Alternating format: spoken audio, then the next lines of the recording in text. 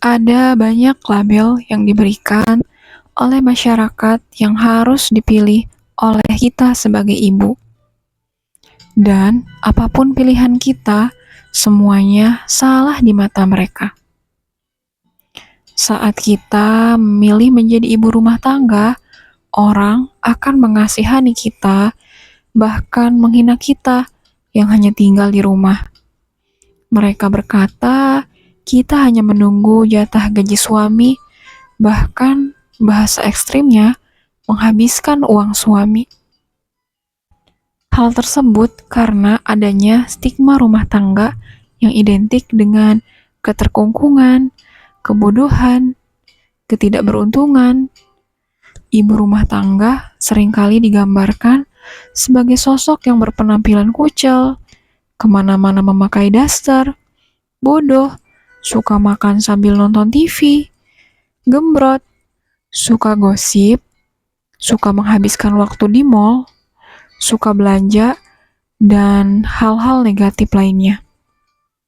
Padahal banyak juga ibu rumah tangga yang berprestasi, rapi, cantik, berpenampilan menarik, pintar, melek teknologi, bahkan serba bisa. Lalu, ketika kita memilih berkarir di luar rumah, masyarakat pun akan menghakimi kita sebagai ibu yang tidak sayang pada keluarga. Tega-teganya ya, membiarkan anak diasuh dan dididik oleh orang lain, membiarkan rumah diurus oleh orang lain. Ngapain jadi ibu kalau nggak mau ngurus rumah, nggak mau ngurus anak? Lalu timbul juga anggapan bahwa ibu yang berkarir di luar rumah adalah wanita yang mementingkan diri sendiri, ambisius, mengejar uang, gila jabatan, dan hal-hal negatif lainnya. Bahkan tidak berhenti di situ. Dengan kejamnya, ada yang mengatakan bahwa kita tidak bisa mengurus suami. Akhirnya, suami diurus pembantu karena kita tidak memasak dan tidak ada di rumah untuk menunggunya, tidak mencucikan pakaiannya, dan lain sebagainya. Demikianlah, tanggapan miring pun terus berpusar pada label kita sebagai ibu yang berkarir di luar rumah.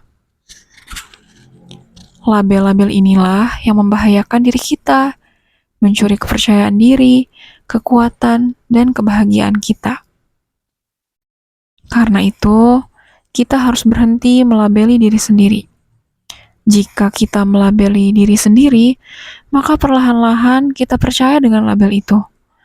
Lalu akhirnya, kita percaya dengan pemikiran yang ada di masyarakat.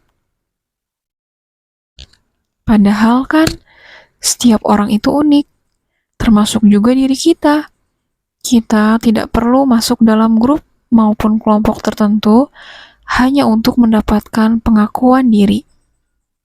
Yang perlu kita lakukan adalah menggali potensi yang ada dalam diri kita hingga kita menyadari keunikan yang ada dalam diri kita masing-masing.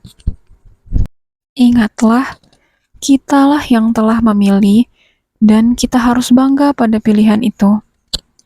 Bukan orang lain yang melakukan pilihan buat kita.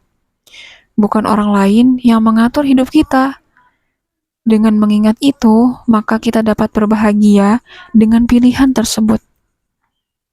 Jika orang lain, katakanlah suami, yang menentukan pilihan buat kita, maka itu pun merupakan pilihan kita.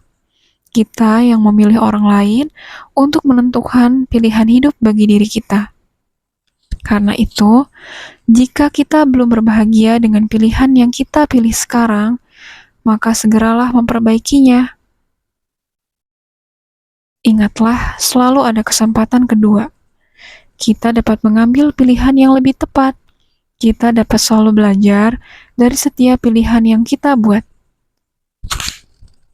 Aku pernah loh bertemu dengan seorang teman yang sudah lama tidak saling menyapa. Ya seperti biasa, dia bertanya, aku kerja di mana? Ngapain aja sehari-hari? Lalu setelah mendengar jawaban dari aku, terang-terangan atau tidak, mereka malah seperti nada menghina. Aku tuh masih ingat mereka tuh bilang gini, bilang aja sih kalau lo tuh ibu rumah tangga, kasihan amat sih lo, cuma jadi pengangguran. Teman saya itu adalah seorang perempuan dan juga seorang ibu pula. Kalau seorang ibu saja punya pemikiran begitu terhadap status ibu rumah tangga, bagaimana pemikiran masyarakat lainnya? Jika saja Bunda mendengar perkataan tersebut, apa yang akan Bunda lakukan? Apakah Bunda akan membalas dengan makian? Kita adalah manusia, aku adalah manusia, Bunda adalah manusia, dan orang tersebut juga adalah manusia.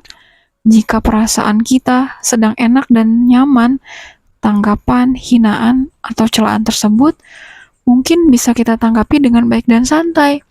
Tapi bila tanggapan negatif itu kita terima saat perasaan ini sedang tidak menentu, atau memang kita memiliki masalah insecure atau rendah diri, maka hal tersebut akan menjadi masalah besar buat kita.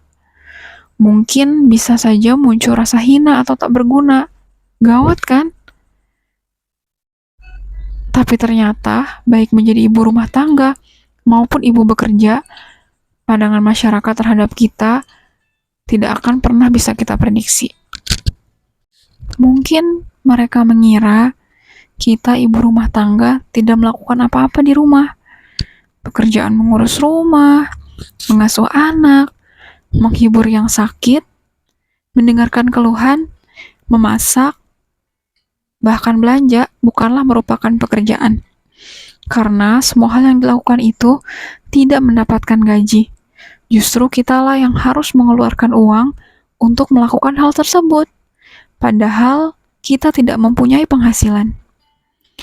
Soal uang yang hanya didapat dari suami pun juga menimbulkan komentar.